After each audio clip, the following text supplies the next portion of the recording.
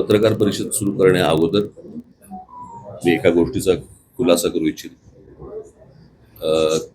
काल एक आपले खेळाडू गावित हे काल येऊन गेले. तुमच्याकडे बातम्या मी पाहिल्या. त्यातला सर्वात महत्वाचा भाग म्हणजे एक तर त्यांना कोणी बोलवलं होतं हे मला माहित नाही. ते आलेत हेही मला कोणी सांगितलं नाही. त्याच्यामुळे ते आलेत आणि मी भेटणार नाही असं का करीन मी? त्याच्यामुळे मला माहितीच नसलेल्या गोष्टीवरती त्या बातम्या आल्या. त्यांचाही काही गैरसमज झाला की ते 2 तास थांबले आणि मी त्यांना भेटलो नाही. परंतु मला माहितीच नव्हतं. मला कोणी सांगितलंच नाही की ते आलेत म्हणून. मला जर कोणी सांगितलं असतं मी निश्चित त्यांना नक्कीच भेटलो असतो. परंतु त्यांना कोणी बोलवलं आणि मला का कोणी सांगितलं नाही ह्या गोष्टी सगळ्या बाजूला सोडा आपण. परंतु भेट नाही झाली त्याच्याबद्दल ते नाराज झाले. त्याच्याबद्दल मी दिलगिरी व्यक्त करतो. ते मला असं वाटतं दिल्लीला गेलेले आहेत आणि दिल्लीला जाऊन आल्यानंतर मी निश्चित त्यांची भेट घेईन आणि त्यांच्याशी मी निश्चित या गोष्टी बोलीन. तुमचाही काही संपर्क झाला तर मला असं वाटतं त्यांच्या कानावरती ही गोष्ट घाला की मलाच काही माहीत नव्हतं. त्याच्यामुळे भेटण्याचा न भेटण्याचा काही विषय येत नाही. बाकी काय विचारा आता काय. नाशिकमध्ये सध्या सिंहस्थ कुंभमेळा नाशिकवर सिंहस्थ कुंभमेळ्यावर सध्या फोकस आहे संपूर्ण प्रशासनाचं. आपल्या सत्ता काळामध्ये सिंहस्थ कुंभमेळा झालेला होता. आता आपण जी माहिती घेत आहे किंवा आपल्याला जे कळत आहे सिंहस्थाची कामं शहरभर सुरू आहेत. काय इनपुट्स आहेत आणि काय नेमकी अपेक्षा आहे प्रशासनाची? मी तुम्हाला एक माझा अनुभव म्हणून तुम्हाला सांगतो की ज्या वेळेला मी 2 आत्तापर्यंत कुंभमेळे मी असताना इथे झालेत. एक 2003चा आणि एक 2015चा. 2003चा कोणाला आठवत पण नसेल. 2015 बद्दल आपण बोलू. 2015चा जो कुंभमेळा झाला त्यावेळेला जी काही नाशिकमध्ये जी काही कामं झाली आणि ज्या प्रकारे कुंभमेळा झाला मला असं वाटतं की नाशिक शहराला देखील कळलं नव्हतं की कुठे काय कामं सुरू आहेत आणि काय कशा प्रकारची कामं सुरू आहेत. ती झाल्यानंतर सर्वांना दिसलं की कशा प्रकारचे रस्ते झालेत आणि काय झाले वगैरे. आणि त्या कुंभमेळ्यातनं पैसे काढणं त्यातनं काही अर्थकारण हा मुळात उद्देश नसल्यामुळे तो खूप सोप्या पद्धतीने चांगल्या पद्धतीने तो त्यावेळेला झाला. आत्ताचं जे मला दिसतंय ते मला मी ऐकलेत ज्या गोष्टी. काय रे बाबा तू कुठे होतास तू?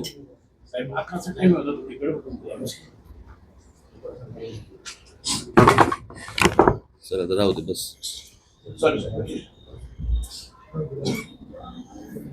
आता मी तुमच्याच माध्यमातून ज्या गोष्टी आमच्या कानावरती येतात संपूर्ण शहरामध्ये खड्डे पडलेले आहेत. काही गाड्या ट्रक बिग सगळे खड्ड्यामध्ये गेलेले आहेत. माणसं गेली आहेत त्याच्यामध्ये खास करून. परंतु या प्रशासनाला काही नाही ढिम्म येतं ना. माणसं गेल्याचं यांना कुठचे काही सोयसूत्र नाहीये. आणि बस आपली त्या सगळ्या भागातनं म्हणजे त्या सगळ्या कामातनं कमिशन कशी मिळतील हाच फक्त एक सगळ्यात महत्वाचा भाग आहे. या कुंभमेळ्यासाठी मला कळले त्याप्रमाणे सगळे काही अनेक कॉन्ट्रॅक्टर्स हे गुजरातमधले आहेत. म्हणजे महाराष्ट्रामध्ये कॉन्ट्रॅक्टर जन्मालाच नाही आले असा भाग आहे. आणि वरून जे आदेश येतील त्याप्रमाणेच फक्त हे कुंभमेळे करायचे आणि महाराष्ट्रामधल्या एकूणच सगळ्या गोष्टी ह्या वरतून जे आदेश येतील त्याप्रमाणेच जर समजा हाताळायचे असतील तर त्यांना लख लाभो. दुर्दैव आहे. मला वाईट या गोष्टीचं वाटतं. इतकं सुंदर त्यावेळेला आम्ही नाशिक केलं होतं त्याची सगळी दुर्दशा बघून वाईट वाटतं. म्हणजे ते बोटॅनिकल गार्डन असेल किंवा माननीय बाळासाहेबांच्या नावाने केलेलं म्युझियम असेल किंवा अनेक गोष्टी ज्या त्यावेळेला केल्या होत्या त्या सगळ्या गोष्टींची बस दुसऱ्याने केलंय म्हणून त्याची वाट लावायची. मला काल का परवाच मी हा प्रश्न विचारला की त्या स्मार्ट सिटीज काय झालं. त्या स्मार्ट सिटीचं कुठे गेलं? त्या स्मार्ट सिटी कुठच्याही देशातल्या कुठच्याही शहरामध्ये तुम्हाला काहीही दिसत नाहीये. सगळी शहरं बर्बाद होताना दिसत आहेत. आणि मला ज्या प्रकारे निवडणुका हाताळल्या जात आहेत त्याही खूप फ्रॉड पद्धतीनेच हाताळल्या जात आहेत. हे लोकांनाही कळलंय. लोकांनाही माहिती आहेत ह्यानं मतदान कशा प्रकारचं होतंय. परंतु जे काही करतायत मतदान त्यांनी या गोष्टींचा विचार केला पाहिजे. म्हणजे नाशिकमध्ये एवढ्या मोठ्या प्रमाणावरती झाडं तोडली जात आहेत, त्याच्यावरती एवढी आंदोलनं झाली, काही नाही, प्रशासन डिंब. आणि ते सगळं चालू असताना देखील ज्या वेळेला निवडणुका झाल्यानंतर परत जर समजा भाजपचं लोकांना निवडून देत असतील, भोगा. अजून काय बोलू शकतो मी? कॉक्रोच बोला. पार्टीच्या निमित्ताने जे देशभर दिसतंय वेगळा फोर्स दिसतोय तरुणांचा, त्याच्याकडे तुम्ही कसं बघता? नाही, कसं आहे, आता ह्या सगळ्या गोष्टींमध्ये हे शिक्षणामधल्या ज्या गोष्टी आहेत, कसं आहे, हे बऱ्याच वर्षानंतर असं आंदोलन आहे या सगळ्या गोष्टींकडे. काय, प्रत्येक आई वडिलांचा मुलगा हा काही नीट परीक्षेला बसला नव्हता. तिथे आलेले सगळेच विद्यार्थी हे काही नीटचे विद्यार्थी नव्हते. पण जे विद्यार्थी, जे तरुण तिकडे जे आले होते, तो त्यांच्यामधला जो राग आहे, तो मला असं वाटतं सगळा सभोवतालचा सगळा राग तिकडे बाहेर आला, आणि तो ह्याच्या पुढे अजून जोरात जास्ती मोठ्या पद्धतीने बाहेर येईल. म्हणजे जंतर मंतरवरती झालेलं आंदोलन ही सुरुवात आहे, कळलं का? ते आता आंदोलन शांत आहे किंवा, परंतु राग, सरकारबद्दलचा राग ज्या वेळेला अशा प्रकारे बाहेर येतो, कारण हे आंदोलन घराघरात शिरलं. ज्या वेळेला त्या तरुणांना, ज्या विद्यार्थ्यांना मारलं, बरं का, आणि प्रत्येक आई वडिलांना असं वाटलं, प्रत्येक आजोबा आजींना असं वाटलं की बाबा माझ्या पोराला मारलं, हे का मारतायत मुलांना? खरं तर ते शांतपणे आंदोलन सगळं सुरू होतं.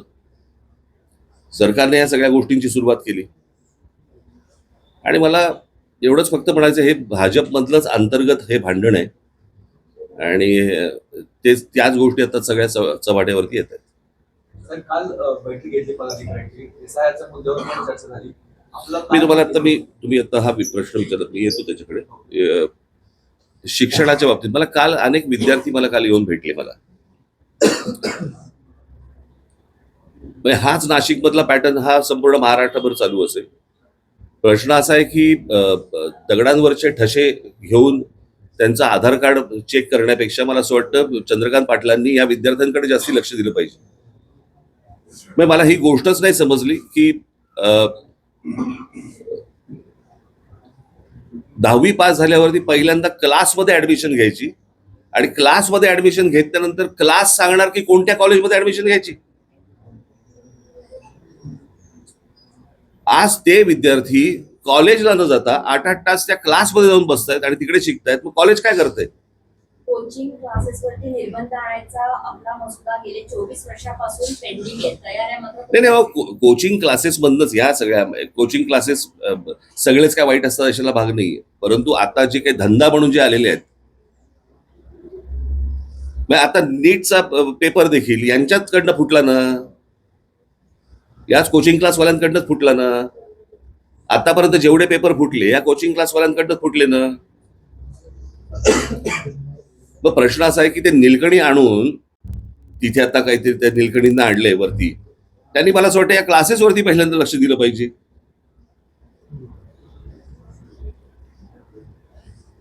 क्लासेस ठरवणार की विद्यार्थ्यांनी कोणत्या कॉलेजमध्ये जायचं, हे कुठची शिक्षण पद्धत?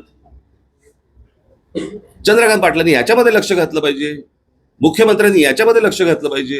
विद्यार्थ्यांचे हाल होत आहेत. कॉलेजमधली फी किती? 20,000 रुपये, आणि क्लासमधली फी किती? 1,40,000 रुपये. म्हणजे क्लासेस आणि कॉलेज यांच्या संगनमतानेच ह्या सगळ्या गोष्टी होत आहेत. क्लासेसवाले कॉलेजवाल्यांना पैसे पुरवत असणार. क्लासमध्ये 8-8 तास गेल्यानंतर कॉलेजमध्ये अटेंडन्स कसा लागतो?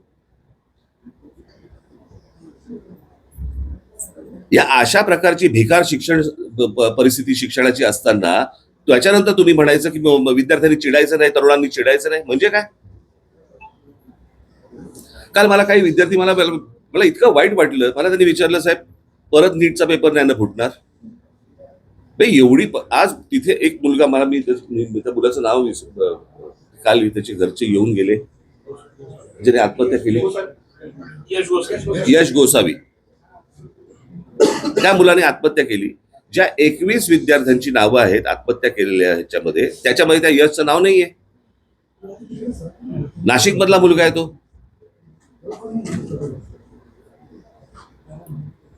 प्रशासनाला हेही वाटत नाही की बाबा आता इथे कोण पालकमंत्री आहेत नाही आहेत मला माहिती नाही, पण एक नाशिक मधला मुलगा जो नीटच्या परीक्षेचा संपूर्ण तयारी करतोय, पेपर फुटल्यानंतर तो व्यथित होतो, निराश होतो आणि आत्महत्या करतो, आणि आत्महत्या केल्यानंतर त्या मुलाचं 21 मुलांची नावं येतात, 22वं नाव देता येत नाही तुम्हाला.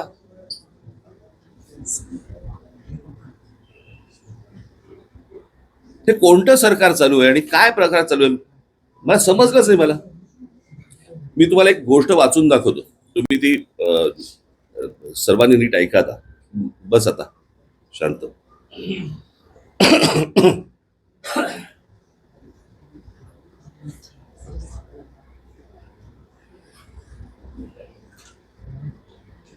तुम्हाला वाटेल मी हा मगाचपासून मोबाईल का घेऊन बसतोय, तर मोबाईल मला कोणाची फोन येणार नाहीये, मला एक गोष्ट वाचायची म्हणून तुम्हाला ठेवलंय बरोबर.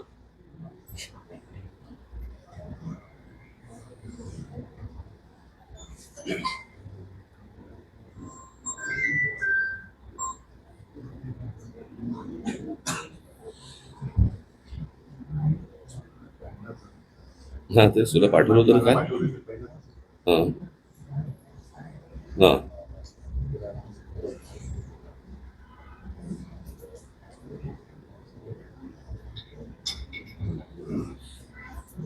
हा एक लेख आलाय, मी तुम्हाला मुद्दा म्हणून वाचून दाखवतो. तुम्ही गप्प बसा रे आता. एक तर उशिरा येऊन कॅमेरा लावू नका तुम्ही, बाकीच्यांकडनं आउटपुट घ्या नंतर.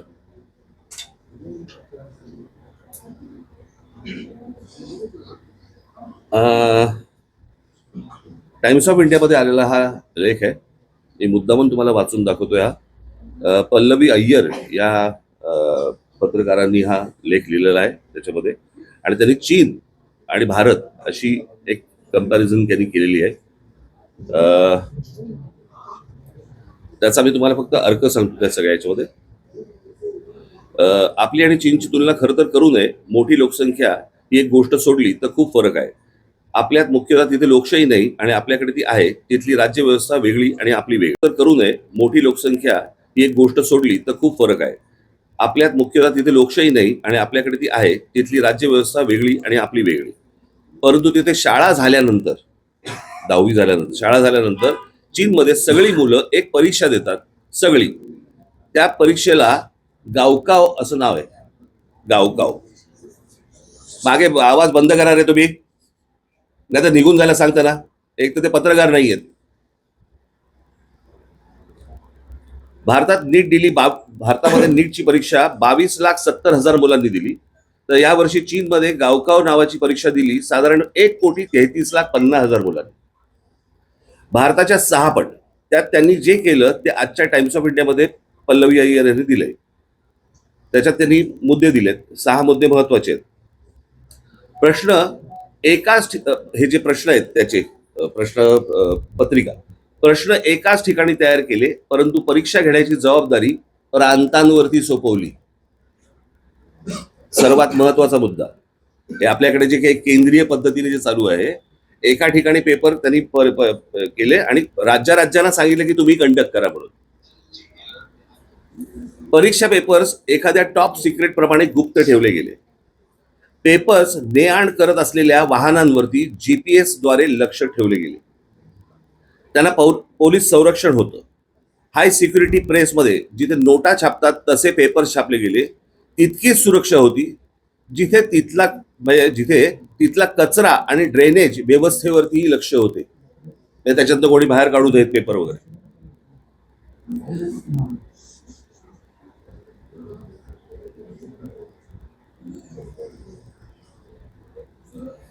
ज्या शिक्षकांनी पेपर्स काढले होते ते मागचे सगळे बाहेर काढतात. जर सगळ्यांना बाहेर काढा. सगळ्यांना बाहेर काढा. जा, सगळ्यांना बाहेर काढा. जरा सगळ्यांना बाहेर काढा. सगळे जा, तुम्ही सगळे बाहेर थांबा. सगळे बाहेर थांबा. सगळे बाहेर थांबा. सगळ्यांना बाहेर थांबा.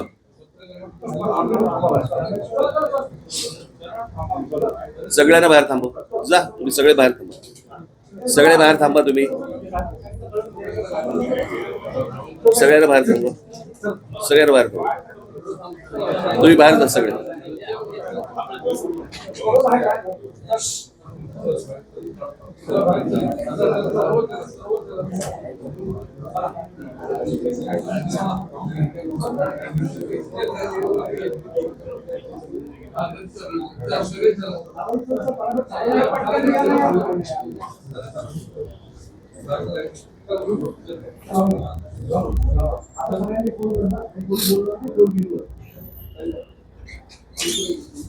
आता हा शेवटचा मुद्दा.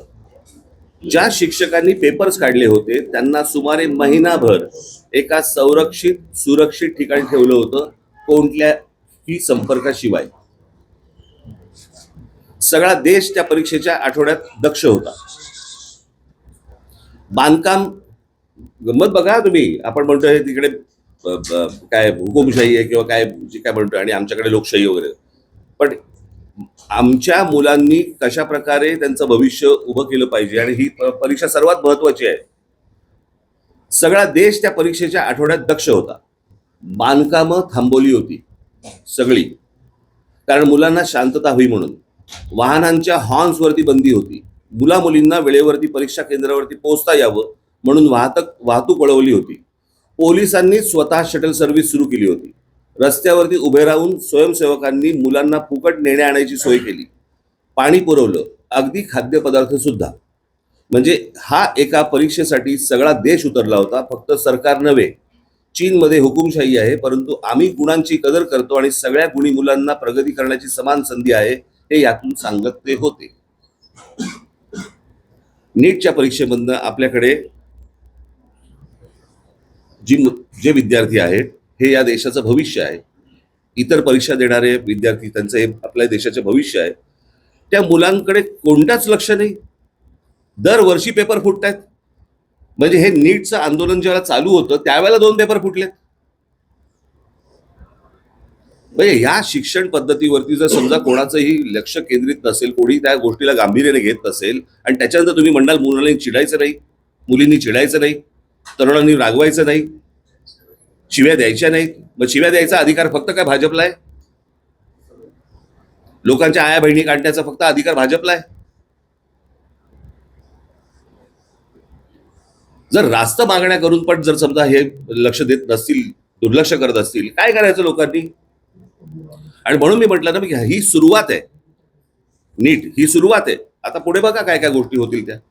साहेब, सुद्धा असंच झालं. ऑनलाईन की ऑफलाईन याच्या गोंधळातच अजूनही अडकलेले आहेत. ठोस असं धोरण त्यांचं ठरत नाहीये. मोठा एक मिनिट जर थांबे. कोण आहे रे हे मोबाईल वरती? ते अजून बाहेर नाही गेले का? तर बाहेर थांबव ना सगळ्यांना. काय इथे त्यांचं काय काम आहे?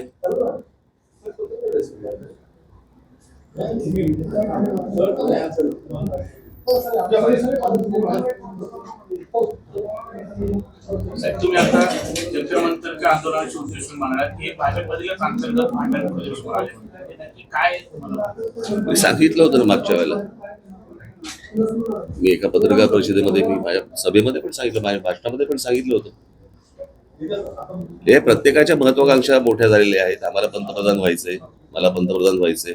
त्याच्यामुळे त्या दिवशी मी जे सांगितलं ना, की ज्या वेळेला तुम्ही समोरचे शत्रू ज्या वेळेला संपवतात त्यावेळेला शत्रू तुमच्यामध्ये निर्माण होतात आणि ते जगाचा इतिहास आहे. हा ती प्रोसेस भाजपमध्ये सुरू झालेली आहे ऑलरेडी. आता ती थांबू नाही शकत.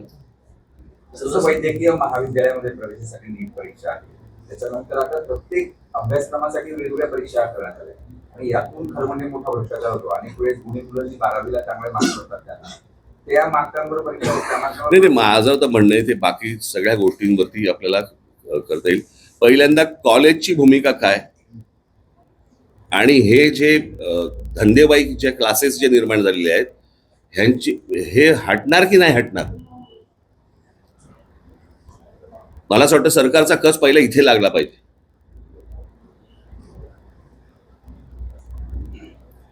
ह्यांच्या धंदेबाईपणामुळेच या सगळ्या गोष्टी सुरू आहेत ना. वर्तमानपत्रांना फुलपेज जाहिराती द्यायच्या, आमच्याकडे हे आलं आणि तो आला, असा आला, कसा आला? मग हेच पेपर फोडणार, ह्यांचेच कनेक्शन. मी पहिला नीटचा पेपर फुटला, बरोबर आहे, त्यावेळेला मी जर चुकत नसीन तर काहीतरी 25 लाख रुपये काहीतरी त्याची किंमत होती, बरोबर. आणि आता जो फुटला त्याची 1.5 कोटी आहे. म्हणजे डॉलरचा रेट का वाढला हे कळलं आपल्याला.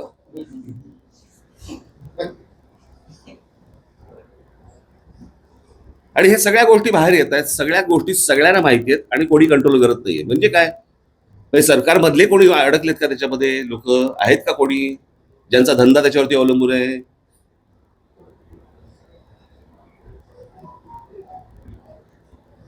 म्हणजे मला या सगळ्या गोष्टींची उत्तर सरकारने द्यावीत. महाराष्ट्र लोकसेवा आयोगाच्या अनुषंगाने देखील अजूनही गोंधळ आहे. ऑफलाईन किंवा ऑनलाईन परीक्षा कशी द्यायची ठरत नाहीये. तुम्ही मला प्रश्न विचारताय का सांगताय? तर याच्यामध्ये काय सोल्युशन वाटतं, कशा पद्धतीने? मी काही त्यातला तज्ज्ञ नव्हे, बरं का. जे लोक तज्ज्ञ आहेत त्यांच्याशी ह्या गोष्टी, तज्ज्ञ आहेत ना एवढे, तज्ज्ञांची काय कमतरता आहे का? परंतु प्रश्न असा आहे ना सरकारचा, की सगळं आम्हालाच कळतं. यातनं ज्या दिवशी सरकार बाहेर येईल आणि ज्या दिवशी तज्ज्ञांशी ज्याला चर्चा करून त्याच्यातनं काहीतरी सोल्युशन येईल तेव्हाच होईल ना, त्याशिवाय कसं होईल? आता ते नीलकंठीने आणले तर मला माहित नाही ते काय करणार आहेत. काल मोहन भागवतांनी पण तरुणाशी संवाद साधला. एका बाजूला उशीर झाला. साहेब त्यांनी जैन सोबत संवाद साधला मोहन भागवत आणि ते म्हटलं की डोळे दाखवून उशीर झाला. महाराष्ट्रात सुद्धा पेपर फुटे असेल किंवा चालक असेल याच्या विरोधात आज विद्यार्थ्यांचे आंदोलन नाशिकमध्ये सुद्धा आहे. तर याबाबत आणि त्यांनी दादा भोसेंचं राजीनामा मागितलं. महाराष्ट्र नाही, मला असं वाटतं मी आता एवढं सगळं बोलल्यानंतर हा काय प्रश्न आला? शिक्षण व्यवस्थेमध्येच जो गोंधळ आहे तो सुधारला पाहिजे ना. आज नाशिकमध्ये सुरू आहे, उद्या अजून ठिकाणी, दुसऱ्या ठिकाणी. प्रश्न असा आहे की हे काय म्हणतायत ती मुलं, हे आपण समजून घेणार आहोत का? त्यांना, त्यांच्या आई वडिलांना काय प्रकारचा त्रास होतोय, मानसिक होतोय, आर्थिक होतोय, सर्वच बाजूनी होतोय, तो आपण समजून घेणार आहोत का?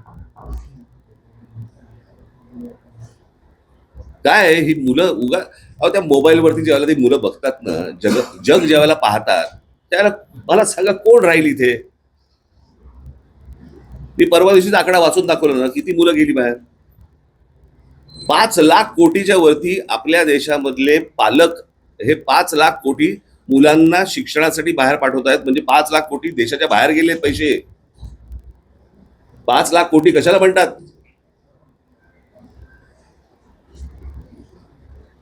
या विद्यार्थ्यांचं काय घेऊ, म्हणजे त्याचं काय? इथे सरकारमध्ये असलेल्या मंत्र्यांची मुलं बाहेर शिकतायत. ज्यांचा आता राजीनामा घेतला, कोणते धर्मेंद्र प्रधान, त्यांची मुलगी बाहेर परदेशात शिकतेय. धर्मेंद्र प्रधानांच्या मुलीचा जर देशाच्या शिक्षण व्यवस्थेवरती विश्वास नसेल, बाकीच्या मुलांचं काय घेऊन बसलो आपण? आम्ही देशाच्या पंतप्रधानांबरोबर आहोत असं सांगणारे आता होर्डिंग लावले जाते. आता काही इथे भाजप देशभरात ते कॅम्पेनिंग राबवलं जाते. प्रश्न असा आहे, होर्डिंगमुळे कोणी बरोबर येत नाही हो. ते सगळा जुना माल बाहेर काढतात. आता काय होणार नाही. जे बूम से गई वो हौस से नहीं आती. साहेब काँग्रेसने सुनेत्रा मुख्यमंत्र्यांबाबत असं आरोप केला. मला साहेब, चला. कालच्या बैठकीमध्ये आपण एसआयआरच्या मुद्द्यावर पण मार्गदर्शन केलं. एकूण जे एसआयआरची कार्यप्रणाली चालू आहे देशामध्ये काय? नाही, मला अनेक ठिकाणी मला SIRचे जे अधिकारी आहेत त्यांच्याबरोबर भारतीय जनता पक्षाची लोक फिरत आहेत. का फिरत आहेत? घराघरामध्ये त्यांची लोक का जात आहेत? माणसं बघून तुम्हाला कापायची आहेत का? ही कुठची प्रथा सुरू केली मला समजलं नाही. मला जे त्यांनी पश्चिम बंगालमध्ये केलं, जे त्यांनी बिहारमध्ये केलं, तेच येथे महाराष्ट्रामध्ये करायचं चाललंय. आमच्या लोकांना सतर्क व्हायला सांगितलेलं आहे. 3 वर्ष आहेत निवडणुकांना. अशी काय ते आधी जे कन्फर्म करू शकत नाहीत ती, अशी काय माणसांना तुम्ही डिलीट करू शकत नाही. पण कशा प्रकारच्या गोष्टी सुरू आहेत त्यांच्या ते तुम्हाला लक्षात येतं. आणि हे कशा प्रकारच्या निवडणुका कसे जिंकतात तेही तुमच्या लक्षात येतं. सगळा फ्रॉड आहे अख्खा. हे मी आज नाही बोलतोय, मी 2017 पासून बोलतोय. मी ज्यांना ज्यांना सांगितलं त्यांना आज कळतंय. चला, नाशिकमध्ये खड्ड्यांची परिस्थिती आपण बघतोय. उशिरा आलास ना.